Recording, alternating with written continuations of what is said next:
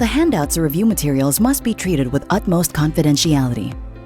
It shall be the responsibility of the person whose name appears therein that the handouts or review materials are not photocopied or in any way reproduced, shared, or lent to any person or disposed in any manner. Any handouts or review materials found in the possession of another person whose name does not appear therein shall be prima facie evidence of violation of RA 8293. Top-notch review materials are updated every 6 months based on the current trends and feedback. Please buy all recommended review books and other materials. Let's go now to early recovery after surgery, yung tinatawag na ERAS or fast-track surgery.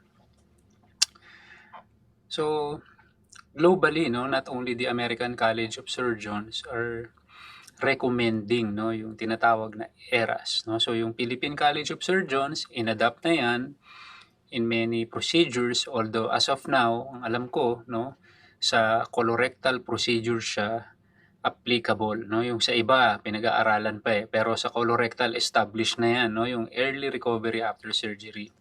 Para saan ba yan? The purpose of ERAS, or ERAS is a comprehensive approach to the elective surgical patient designed to accelerate recovery, reduce morbidity, and shorten convalescence. Okay, so take note, right now, sa elective procedures pa lang siya applicable. Okay? Ang main purpose nito is to shorten yung hospitalization time. Okay? Such that, yung morbidity, ma-reduce. Okay? At yung convalescence or yung recovery, mapabilis. Okay? So, siyempre, nandoon na rin yung cost cutting, kaya lang hindi siya minention as a primary output or yung endpoint of measurement. Okay? So it involves a coordinated effort to combine pre-operative patient education, okay, the use of newer anesthetic, analgesic, and surgical techniques to reduce surgical stress responses, pain, and discomfort, plus aggressive post-operative rehabilitation, including early enteral nutrition and ambulation, and an up-to-date, approach to general principles of post-operative care like gumagamit pa ba ng tubes, drains, catheters, monitoring devices, and then later on, general rehabilitation. Okay. So ito na yung buong ERAS. Makikita nyo dyan or mapapansin ninyo, nahahati siya sa 3 phases. Merong pre-operative phase, intraoperative phase, and of course, post-operative. So ano bang mga bago dyan? Anong mga na-introduce ng ERAS? So you will see na patients for elective surgery will have to undergo pre-admission counseling. Okay?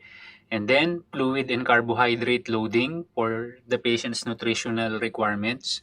Take note, no prolonged fasting. Okay? Ngayon, depende, mga anesthesiologists natin pumapayag na minsan ng 6 hours lang na nating per orem, unlike before na 8 or more. Okay? Tapos kung fluids lang, minsan inaalaw nila kahit 2 hours lang na ng fasting, basta't fluids yung last intake. The no or selective use of bowel preparation, before routine yan, lahat ini-enema, lahat binibigyan ng chemical and mechanical prophylaxis. Ngayon, hindi. Okay?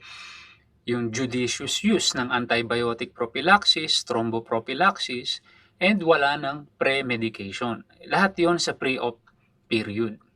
Pagdating ng intraoperative period, ito yung mga importante. Yung ating anesthesiologists now make use of short-acting anesthetic agents. Okay? They prefer the use of mid-thoracic epidural anesthesia or analgesia. Okay? Surgeons are no longer compelled to place a drain. As much as possible, dapat no drain. Kasi nga, ang idea is, mabilis mo siya mapauwi. Lessen din morbidity. Okay? Mahirap kasi basta magpauwi ng pasyente na may mga indwelling drains like T-tube, okay? Yung mga J-stents, okay? Yung mga percutaneously placed catheters, okay?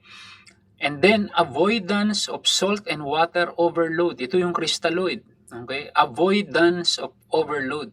Importante yan kasi sabi ko nga, ang dami ng data, ang dami ng papers na lumabas na yung overzealous infusion of crystalloid is actually detrimental, no, sa patient. No? Nakakakos yan ng ileus, bowel edema, okay? And so therefore, prolongation ng admission or hospitalization. Maintenance of normothermia by the use of body warmer or yung warm intravenous fluids. Dati hindi man natin pinapakialaman yung temperature ng IV fluid, no? Ngayon importante na warm, no, yung hinuhook, no, sa mga pasyente. And then post-operatively, again, no, continuation lang nung iba, mid-thoracic epidural anesthesia and analgesia. The non-routine placement of nasogastric tubes, no, even for GI procedures. No? Dati routine yan. Okay? Pagka mag-exploratory laparotomy ka, dapat naka-NGT. Ngayon, hindi. Okay? Prevention of nausea and vomiting through pharmacologic agents. Okay? Avoidance of salt and water overload, again, nasa ward ng pasyente nito or nasa recovery room. Okay? Again, kasi nga, doon sa mga noted complication ng too much crystalloids. Early removal of catheter. Okay? For example, urinary catheter, no? Right after the procedure or a day after, tinatanggal na yan. Early resumption of nutrition. No? We no longer wait for normal bowel sounds, flatus, or bowel movement to resume oral intake. Ang binabasihan na lang natin ngayon dyan, hemodynamic stability, meaning vital signs, at saka adequate urine output. And then, the use of non-opioid oral analgesia, mostly NSAIDs, okay? Yung encouragement of early mobilization, stimulation of gut motility, and then, of course, no, para ma-monitor yung progress is audit of compliance and outcomes. Okay, so yan lang yung mga elements inintroduce ng ERAS, and as I've said, no, currently sa colorectal procedures established na yan. Okay, kasi ito yung mga long playing before, no, because of mga bowel preparation, ileus, too much crystalloids, etc. Okay, so that's the purpose of ERAS, no, to lessen morbidity by expediting the hospitalization and the convalescence period. Okay, let's go to wound healing, no? Another very important basic consideration in surgery. No? We classify wounds several ways. No?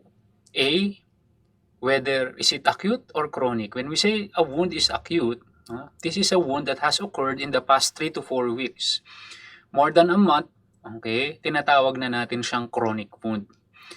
Chronic wound is not necessarily non-healing. Okay?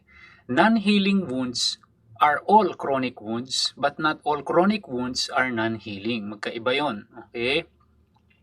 So, pagka more than a month na yung sugat, kaya tinatawag natin siyang chronic wound. Yung label na non-healing, usually, more than 3 months. Okay? So, parang sa fracture, no? Pag sinabing non-union, yun din yung timeline mo. Dapat yung buto hindi pa dikit beyond 3 months. Okay? Pag sinabi mong non-healing ulcer, hindi yan applicable sa 8-week-old lang na ulcer. No? For example, yung diabetic foot ulcer. No? Maraming nagle-label niyan sa admission, non-healing wound. Okay? So, if you are strict about it, okay, chronic ulcer siya. No? Pero hindi pa siya non-healing.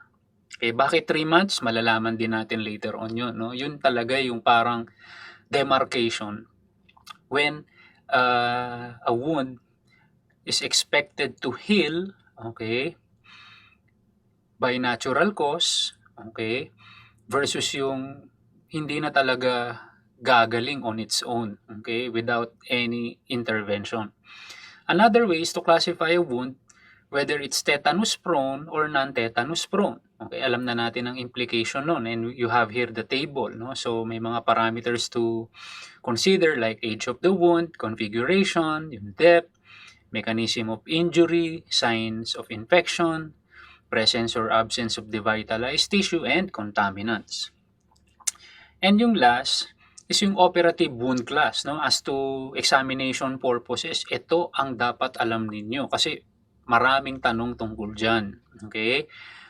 yung CDC, Center for Disease Control, ang unang nagbigay ng classification ng operative wound class depending on the presumed magnitude of bacterial contamination at the time the incision or the wound is created. Okay? So kung surgical wound yan yung incision. Okay?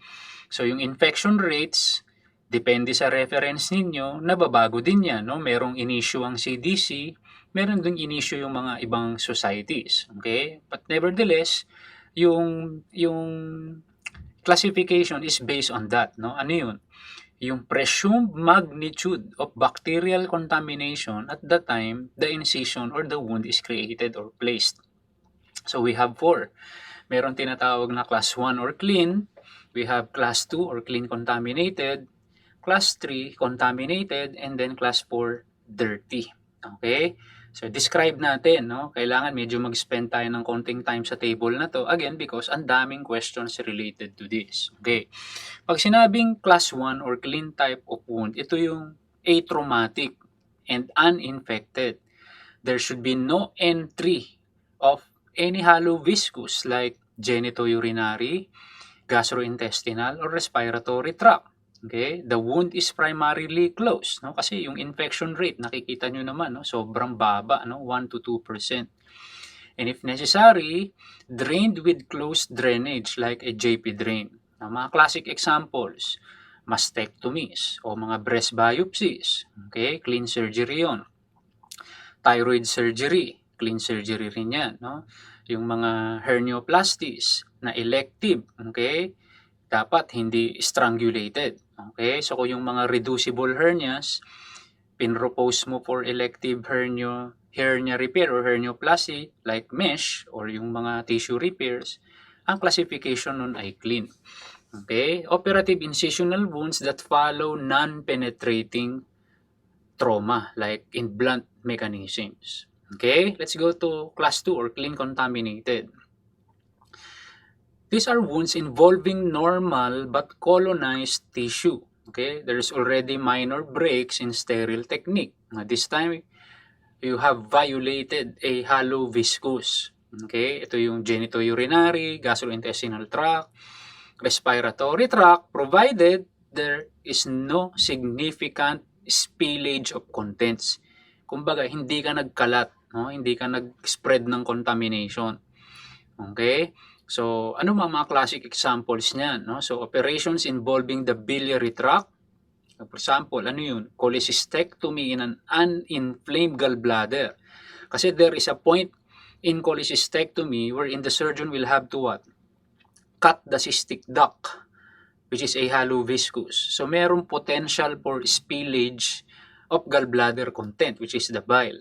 Okay? May potential lang, pero not necessarily significant, no, yung contamination.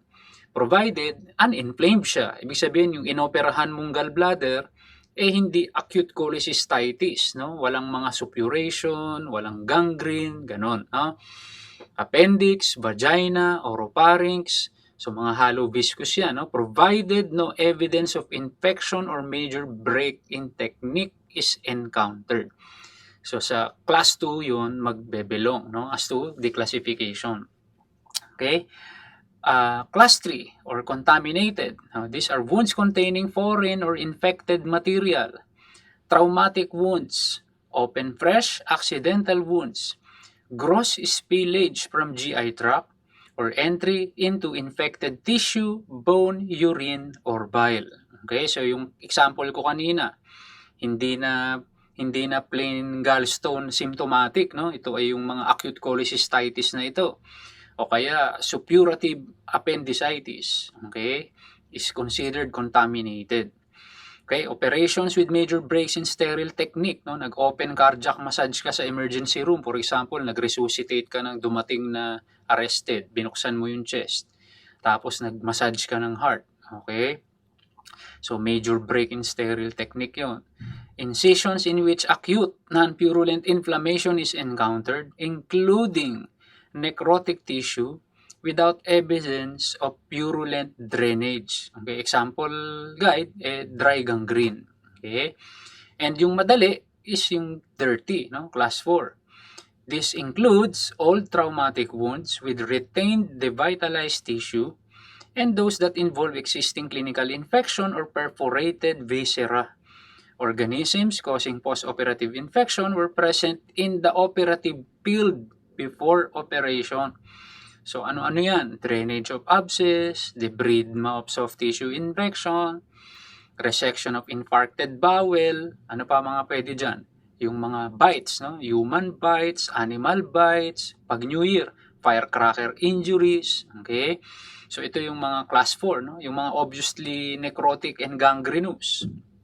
Diyan din yun, no? Yung Fournier's gangrene, okay? Diabetic foot, okay? Due for amputation like PKA, AKAs, yan, no? Sa dirty yan. Okay?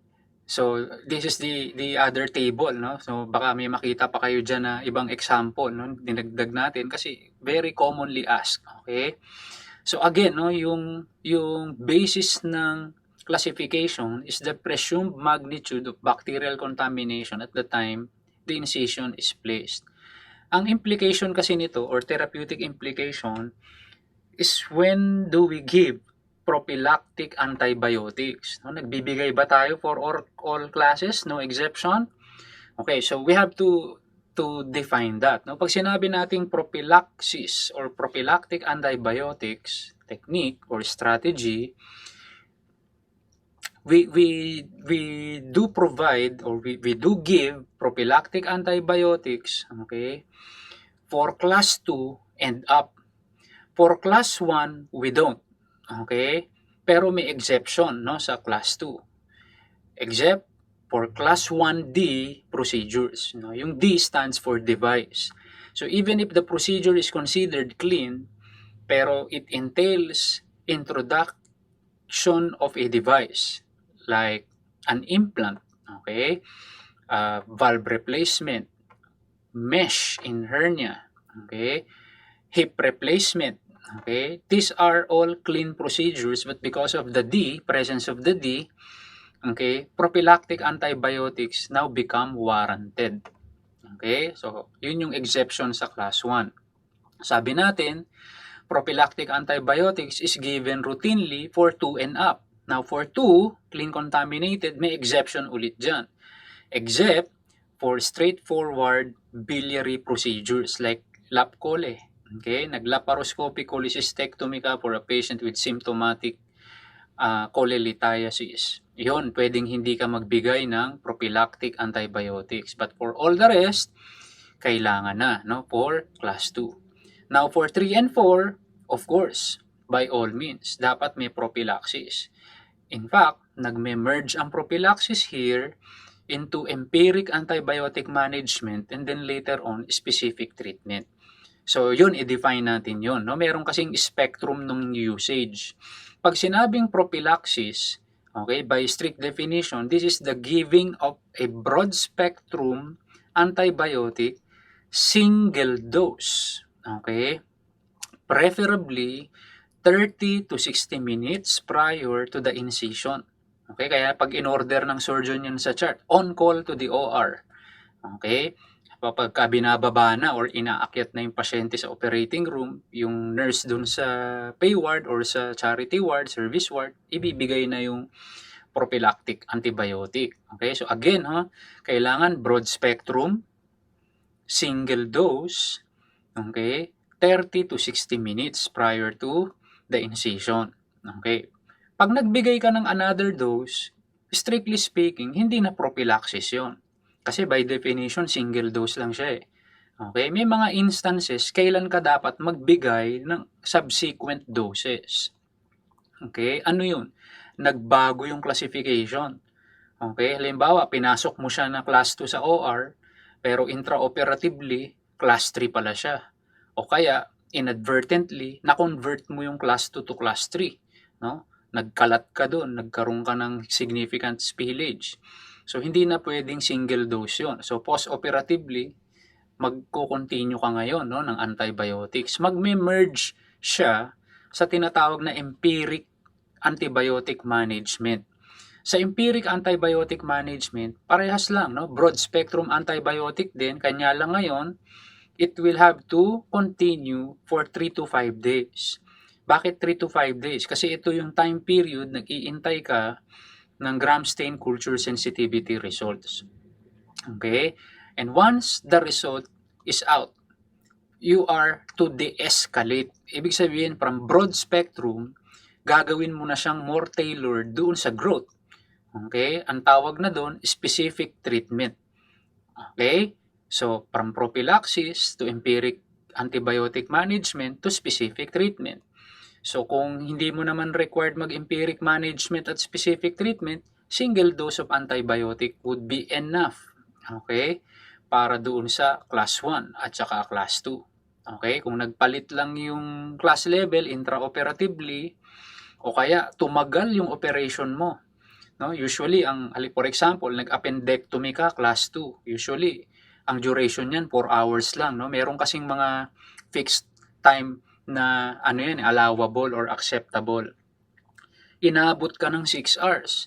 Dapat yun, magbigay ka ng subsequent doses. Okay? O kaya, naka-encounter ka ng massive bleeding. Bakit? Kasi pag may massive bleeding, yung therapeutic plasma level ng binigay mong prophylactic antibiotic baka nawala, napunta dun sa blood loss. So, kailangan mo ring magbigay ng subsequent doses. Okay? So, yun yung mga instances na kailangan mong magbigay. No? Tumagal ka, nag-lapse yung half-life ng antibiotic mo. No? Ang usual antibiotic na binibigay dyan, cefazolin. Kaya ang cefazolin, nasa mga 2 to 4 hours ang kanyang half-life. So, kung nag-opera ka ng instead na 4 hours, naging 8 hours, okay, yung exposure mo, okay, sa colonization, possible infection, tumaas, dapat mag-continue ka ng prophylactic antibiotics. Okay, summarize natin. Ang prophylactic antibiotic ay broad-spectrum single dose, okay, na antibiotic, usually cefazolin, given 30 to 60 minutes prior to the incision. Okay? Routinely binibigay yan sa class 2, 3, and 4. Si class 1, hindi binibigyan ng prophylactic antibiotics unless it's a class 1D procedure, yung merong device. For class 2, it is routinely given except in straightforward biliary procedures. Okay, like laparoscopic cholecystectomy in an uninflamed gallbladder. Hindi mo kailangan bigyan ng prophylactic antibiotics yan. Okay? Now, for 3 and 4, prophylaxis is routine. In fact, it merges with empiric management and then later on, specific treatment. Okay? Let's go to the phases of wound healing. Okay? Tatlo yan. May tinatawag na hemostasis and inflammation, that's the first stage, followed by stage of proliferation, and then finally maturation and remodeling. So ang pinakauna ay hemostasis and inflammation.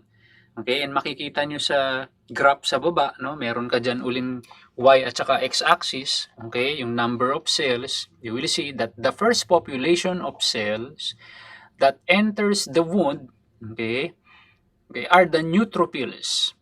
Okay? Kaya nga inflammatory period ang tawag doon. Okay, now if in your choices, kasi dito sa graph, hindi mo siya nakikita.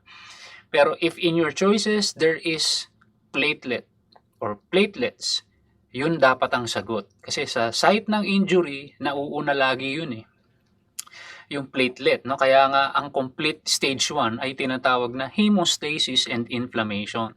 Now, kung walang platelet sa choices, safe na answer na yung neutrophils. Pinakauna yan. Okay? So, si neutrophils, anong purpose niya doon sa inflammatory period? Ang purpose niya ay mag-perform ng phagocytosis or debridema. Gagawin niya, ipaphagocytose niya yung mga microorganisms doon, okay, para linisin yung wound site. Okay? So, gumagawa siya ng debridema on its own, si neutrophil. And then, you will see, if you follow the graph, yung x-axis, yun yung time, susundan niya ni macrophage or ng macrophages.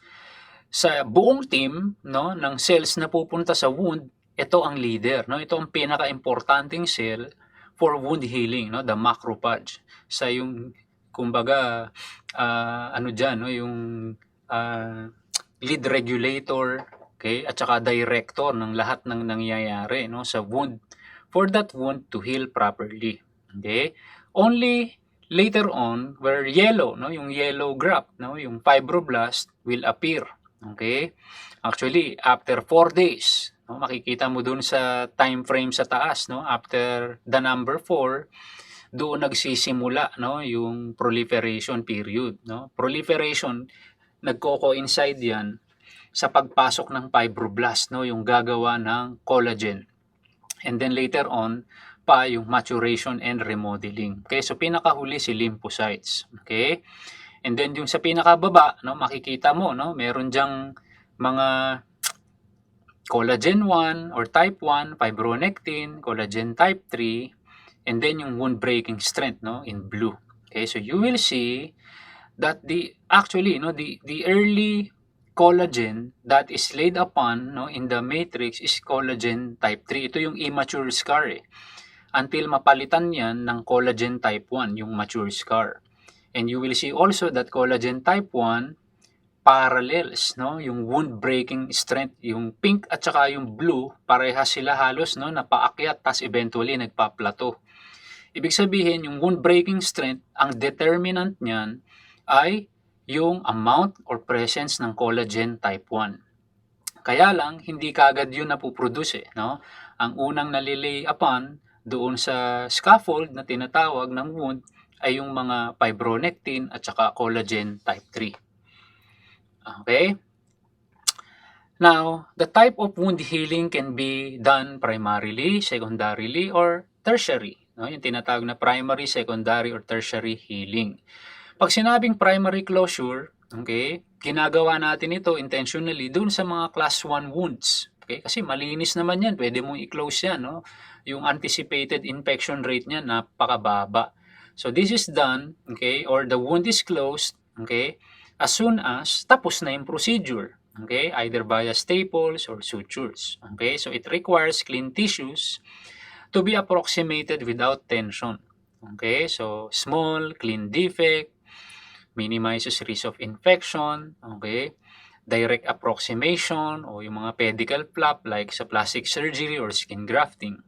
Okay, yung secondary healing, okay, take note, no? The wounds here are left open to heal spontaneously after wound toilet or tuwalay and surgical debridement. Okay? So, ibig sabihin, dahil hindi mo siya sinara, okay, the wound is maintained under the proliferative period. No? Until such time, the surgeon decides to close the wound. No?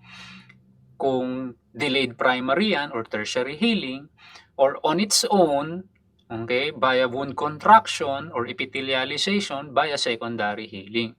So usually ginagawa yan or sineselect, okay, yung secondary intention doon sa mga heavily contaminated wounds like may abscess, no, nag-incision and drainage ka, hindi mo naman tatahiin yun right after, no?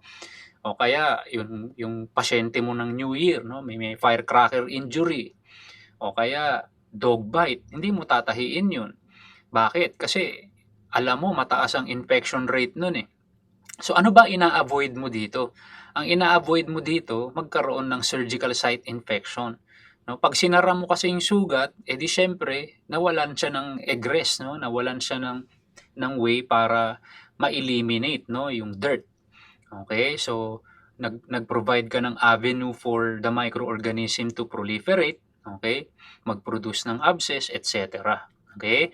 So lumiliit yung gap ng wound in secondary healing because of contraction, no, provided by the myofibroblast. So ito yung cell responsible for wound healing in a secondarily, okay, intended wound closure, no, yung myofibroblast. Hindi yung suture mo, hindi yung staple mo ang nagsara ng sugat, no, but yung contraction ng myofibroblast.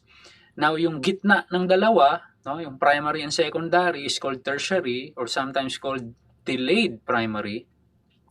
Pinipili ito minsan ng surgeon para kasi hindi paminsan hindi convenient sa pasyente yung merong open wound for a long time, no? So when the surgeon examines and assesses the wound that it deemed already clean, no, by the presence of the so-called granulation tissue, no, yung pink vascular bed, okay, clean, okay, wound, that's the time the surgeon elects to close it, no, again via sutures or via staples. Okay, yun yung tinatawag na delayed primary.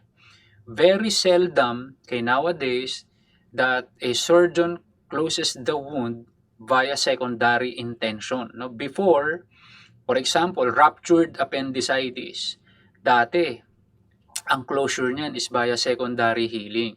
But nowadays, because of advancement of techniques at saka newer drugs, okay, pwede nang i-close yan primarily.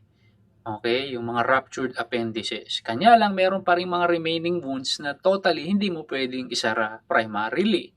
Kasi nga dirty, no? Na-cite na natin yung mga classic examples, no? Firecracker injuries, human and dog bites, okay? O kaya fistula in ano, no? Kung nakapag-assist na kayo ng fistula in ano, 'di ba? Ang procedure doon, fistulotomy. Otomy, no? Binubuksan yung fistulous tract. And then right after unroofing it, mapapansin mo hindi sinusuture close ng surgeon, no? Yung tract, no? Iiwanan lang niyang bukas yun, no, to close on its own. Bakit? Kasi dirty yung site eh. 'Di ba? May mga abscess doon, tapos very close to the anal opening, and so on and so forth. Okay? So in this picture, you will see another depiction of how primary, secondary, and tertiary intention differs from one another. Okay, so what are the factors impairing wound healing? Okay, so in this simple table, ang daming natatanong diyan sa boards, no? So huwag niyo i-underestimate yung table na 'yan, no? Maraming natatanong diyan, favorite nila 'yan, okay? So local factors impairing wound healing, no? Siyempre, may infection yung site, may foreign body doon, no? Kaya nga tayo nagde-debris. Sometimes even serially or even everyday, no? Yung wound ischemic, no, o mababa yung oxygen tension, no. Huwag mo i-expect na maghi-heal yan, no, appropriately. Venous insufficiency or merong exposure to toxins, yung repetitive trauma, okay, or exposed to radiation. So syempre yung mga cigarette smoking or sa mga smokers because of peripheral arterial disease. Okay? Systemic factors, no? Malnutrition, syempre yung mga vitamin deficiencies nandiyan dyan, okay? Neoplasm, diabetes mellitus, uremia, jaundice, old age, of course the use of steroids or chemotherapeutic drugs, at saka alcohol abuse or alcoholism. Okay? So as much as possible, you want to avoid all this so that yung wound mag-proceed towards the natural phases of healing, no? Sabi ko nga kanina, dapat by 3 months time, okay, na-attain mo na at least mga 70 to 80% ng original, okay, strength ng site, no? Usually skin, no? So dapat by the end of the 3rd month, 70 to 80% of the tensile and wound breaking strength na-attain mo na. Okay? Pag hindi pa, dyan pumapasok yung mga non-healing wounds. Ibig sabihin, naka 3 months na, bukas pa yung sugat, most likely hindi na magsasara yan on its own. Okay, bakit? Kasi on the end of the 3rd month, nagpa-plateau na siya eh. No? Hindi na nagsisynthesize ng bagong collagen yung mga fibroblast. So you don't expect the wound to close or to attain 100% of the original strength. There is no such thing. No? So ang pinaka-close natin to the original is 80% at the end of the 3rd month. Okay? Let's go to sepsis and septic shock. Okay, so the old SIRS criteria or Systemic Inflammatory Response Syndrome make use of these 4 parameters. And ang sabi, kailangan dalawa dyan masatisfy mo, no? For us to label SIRS. Ano tong 4 na parameters na to? Okay, so temperature, 38 degrees centigrade or more, or 36 degrees centigrade or less. So pwedeng hyperpyrexia or hypo, no? Thermia. Heart rate of 90 beats or more per minute, respiratory rate of 20 or more per minute, or a PaCO2 of 32 millimeters mercury or less, or mechanical ventilation. no? In fact, no, sabi sa ibang references, ang earliest sign ng sepsis ay respiratory alkalosis, no, resulting from takip niya. So pagka for example, no, nagre-residency ka na, or for example nasa GS ka, no, nag-appendectomy ka, nag-rounds ka the following day, nakita mo yung patient mo sa ward, takipnik, o early sign ng sepsis yun. Okay, kasi isa yun, no, sa mga parameters na binabantayan mo eh. Okay, so pagka nagtatakip niya, bababa yung PaCO2, okay? So isa yun, no, sa mga criteria ng SIRS. And then white blood cell count, no, more than or equal to 12,000 per microliter or 4,000 or less. Or merong bandemia, no, yung mga immature forms ng 10% or more. Okay? Kanya lang sa SIRS criteria, hindi pa required ang focus of infection. Kasi ang SIRS pwedeng makita sa mga non-infectious causes. Like, ayan, no, nakikita natin dun sa Venn diagram, may trauma, aspiration, pancreatitis, or burn. No? Sabihin, wala ka pang isolated microorganism dyan. Kanya lang, ganito na ang picture, no, nung apat na criteria ito. Well, in fact, hindi mo nga kailangan ma-identify lahat. No? Only 2 of the 4, okay, must be present for a diagnosis of SIRS to be made. Okay?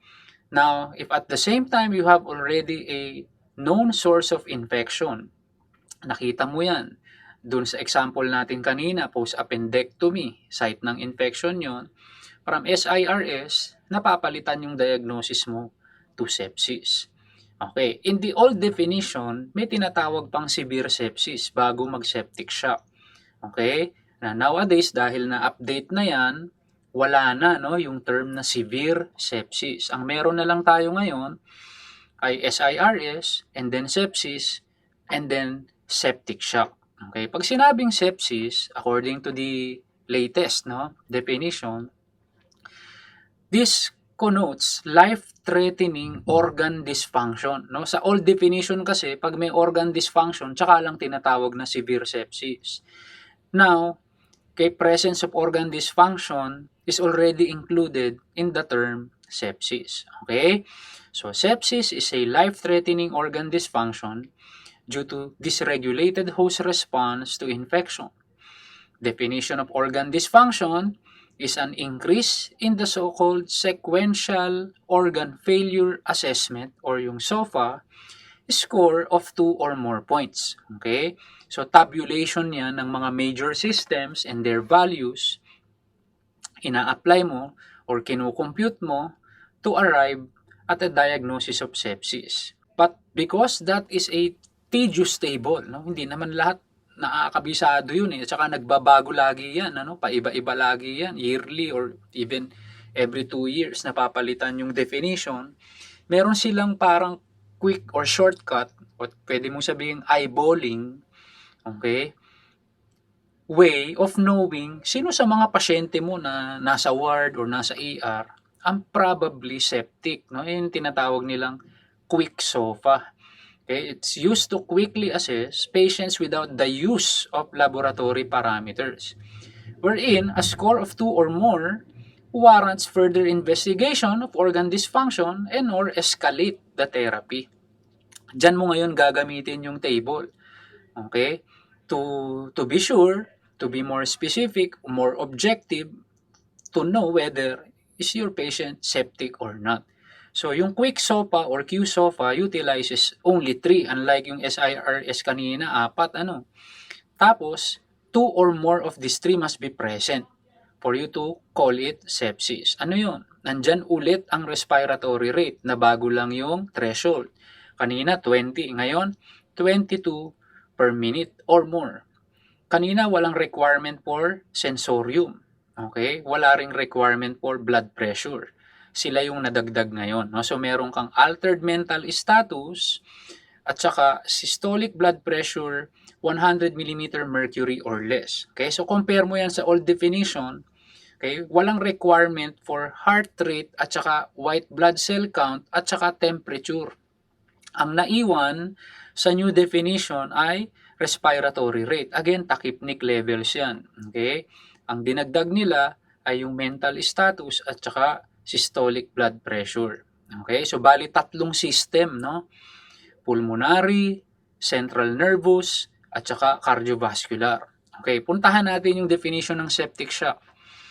Septic shock is a subset of sepsis where underlying circulatory and cellular or metabolic abnormalities are profound enough to substantially increase mortality. Clinical criteria identifying such condition include the need for vasopressors to obtain a mean arterial pressure or MAP, 65 millimeters mercury or more, take note, despite adequate fluid resuscitation. So, pag gumamit ka na ng vasopressors, okay, to maintain MAP at 65 millimeters mercury minimum, okay, given na nagbigay ka na ng fluids for resuscitation, this patient is already in a shock state. Okay? Another way is to measure lactate.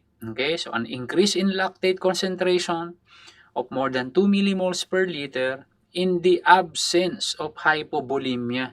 Remember, no, yung lactic acid and product to ng anaerobic metabolism. Okay? So, ibig sabihin kung napoproduce yan, merong state of anaerobiosis sa sa tissues wherever the stimulus is. Okay? So, siya, no? Surrogate marker siya, no, ng severe infection pagka tumataas ang serum lactate levels. Okay? So, ito yung SOFA table. Okay? Na shortcut ng Q-SOFA. Kasi sa Q-SOFA, ang meron lang doon, pulmonary, central nervous, at saka cardiovascular. Diba? So, ito yung sinasabi kong more tedious table na merong coagulation, merong liver, at saka renal. Okay? So, yun yung nawala dun sa Q-SOFA. Okay? So, para matawag na sepsis, ano nga yung dapat na score? Pagka ginamit mo tong table na to, 2 or more. Diba? Ayun, no? A score of 2 or more points in the SOFA score makes this patient, okay, labeled sepsis. Kasi lahat yan, signs ng increasing organ dysfunction. Okay? So, in summary, wala na tayong tinatawag na severe sepsis ngayon. Okay? The term sepsis today already includes a state of organ dysfunction provided na satisfy mo yung threshold, no, na 2 or more points or 2 of the 3 Q-SOFA parameters. Okay. Ito ngayon yung importance of knowing, no, the diagnosis. Anong gagawin natin, no, as doctors? So, once recognized, ito yung gagawin. Initial resuscitation diagnostics.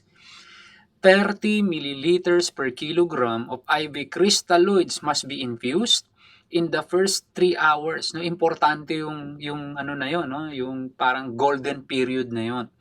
Dapat in the first 3 hours mabigay mo ito, no?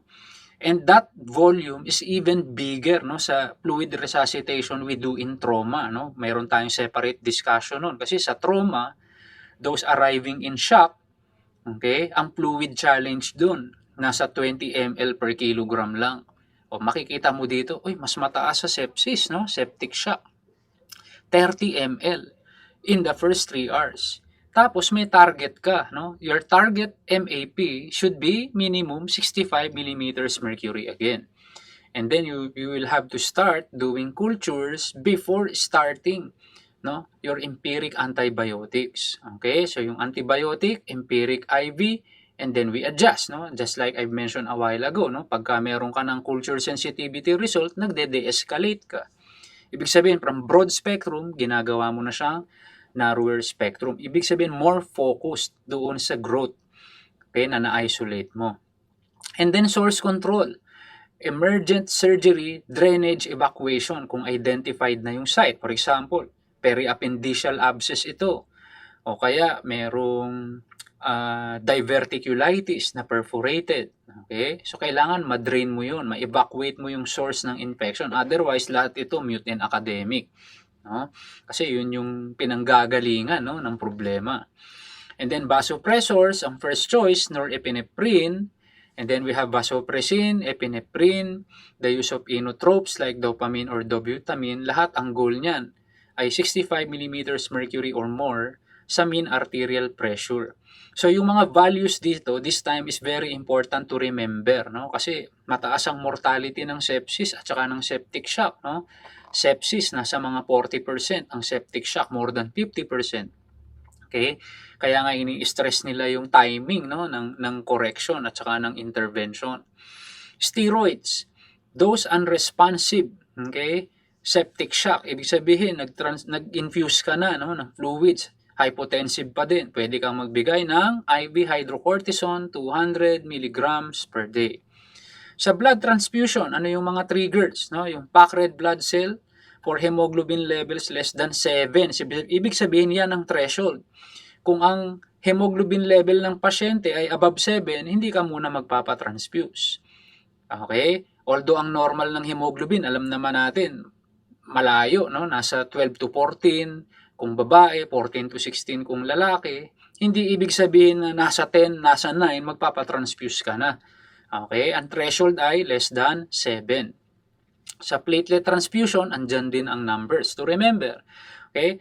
Less than 10,000 per cubic millimeter for those even without bleeding. Okay?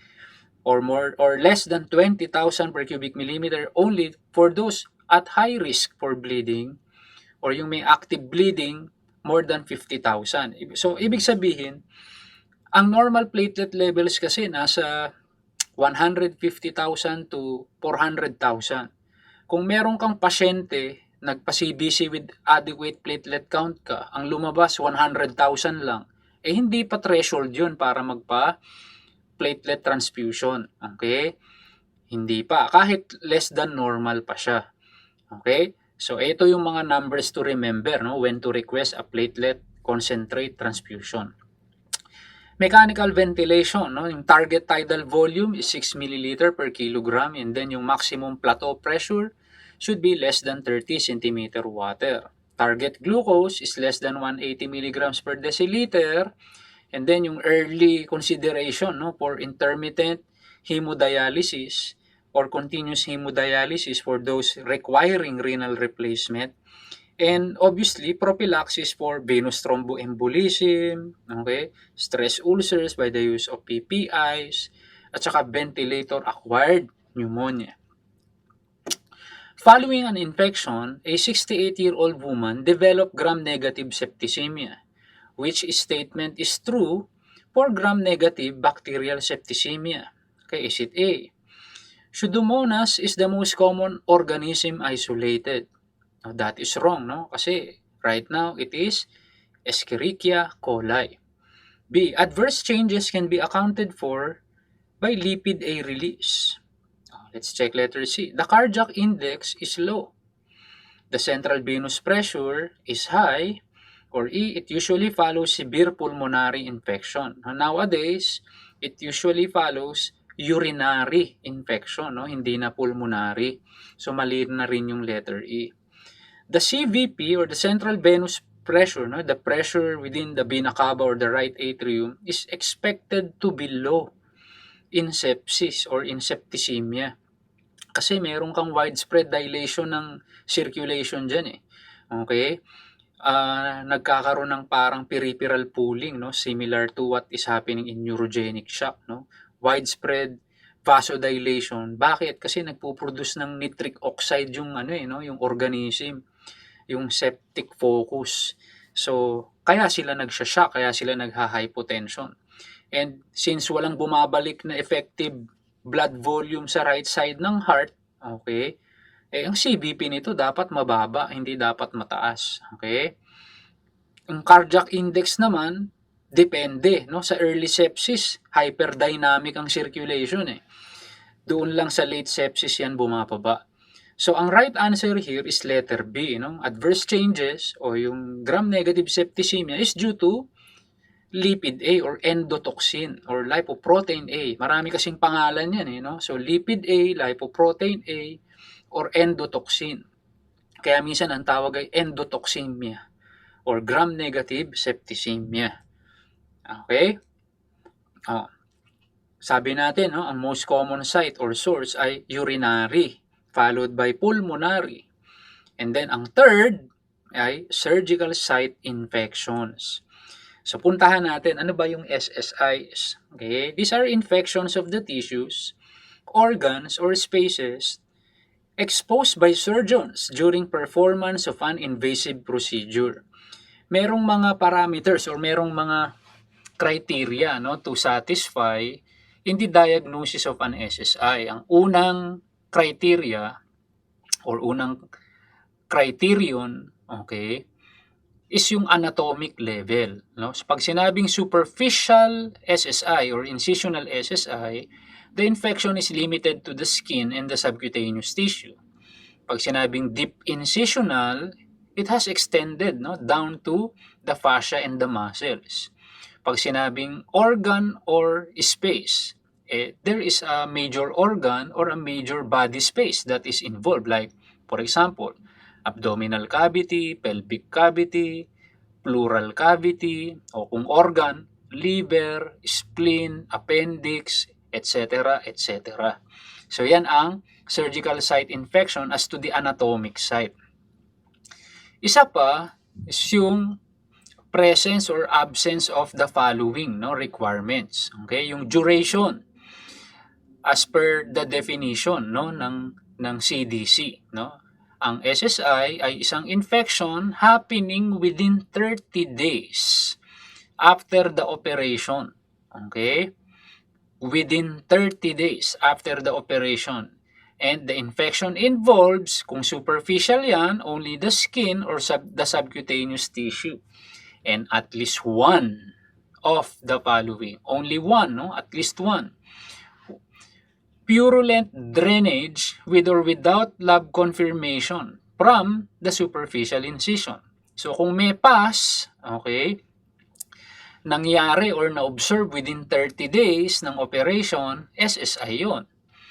2. Organisms isolated from an aseptically obtained culture of fluid or tissue from the superficial incision. So ito, meron ka ng isolated organism. 3. At least one of the following signs or symptoms of infection. O, di ba? Yung pain or tenderness, localized swelling, redness or heat, and superficial incision is deliberately opened by surgeon unless incision is culture negative.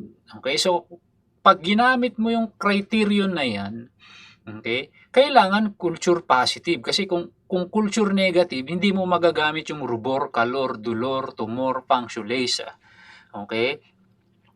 As one of the requirements. Kailangan mayroon kang isolated organism. Okay? And then yung last, diagnosis of superficial incision or incisional SSI by the surgeon or the attending physician. So that is enough, no? Kung sa tingin ng surgeon ay SSI 'yun.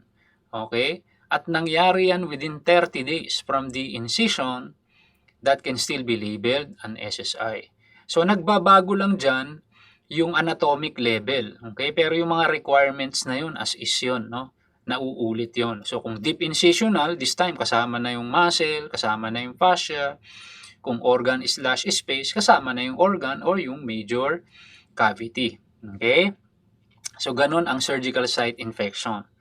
So similar to the table of local and systemic factors that affects wound healing, this is also one table that you should not, okay, miss. Ang daming natatanong dyan. No? It seems simple, pero maraming questions dyan pagdating sa board exams. No? So, characteristics that influence risk of SSI includes patient factors like yung mga comorbids, may diabetes, peripheral vascular disease, presence of ascites. Take note, hypocholesterolemia, no? Especially low levels of HDL. Okay? Anemia, chronic inflammatory disease, skin disease in area of infection. Then, nutritional state, no? Yan, obvious na yan, no? Malnutrition, obesity. Avoidable factors, no? We no longer recommend doing pre-operative shaving. Okay? Ano pa, yung extended pre-operative admission, no? So usually kung ang operation niya, okay, ay tomorrow, usually ang time of admission is a day prior, no? Hindi mo yan a-admitin ng 1 week na nag-aantay sa ward, okay? Bago yung scheduled date. Others, like coexistent remote infection, no? Take note, no? An infection at a remote site is a risk factor for an SSI. So, ang best strategy diyan is to postpone, no, your elective surgery until such infection is resolved. So, for example, no, naka-schedule ang pasyente mo for thyroidectomy. But at the time of admission, may nakita kang UTI. Okay? Ang incision mo nasa leeg, ang infection mo nasa baba. Pero risk factor 'yon, no, for SSI. Dapat hindi mo muna gawin yung elective thyroidectomy. Or this patient is taking currently steroids, had undergone recent operation, no, merong non-hypoxemic episodes or na-expose recently to irradiation. Mga patient factors yon, no, that increases the risk of SSI. Environmental factors. Inadequate sterilization. Obvious na yan. Inadequate disinfection or skin antisepsis. Okay? Sa exam, yung back and forth, no, entry sa operating room or sa sterile sites. O kaya yung hindi pagsasara ng operating room doors, environmental factor yon, no, that can increase the risk of SSI. Treatment factors, emergency procedure. Okay? Bakit pag emergency procedure? Kasi tumataas ang operative wound class, 'di ba? What else? Failure to obliterate dead space, hypothermia, inadequate antibiotic prophylaxis, no? Instead na nag-extend ka ng antibiotic or nagbigay ka ng subsequent doses na mismo. Okay? O kaya nabigay mo too early, instead na 30 to 60 minutes, nabigay mo 2 hours prior. So at the time of your incision, wala na yung yung peak plasma level ng antibiotic mo. Surgical drains, poor hemostasis, okay? Tissue trauma or prolonged operative time, no? Instead na yan na nga, no? 2 hours lang yung appendectomy mo, inaabot ka ng 8 hours kasi hindi mo makita yung appendix, no? Nangyayari yan. Okay? So these are things that can increase actually, no, the risk of SSI. Puntahan natin yung prevention.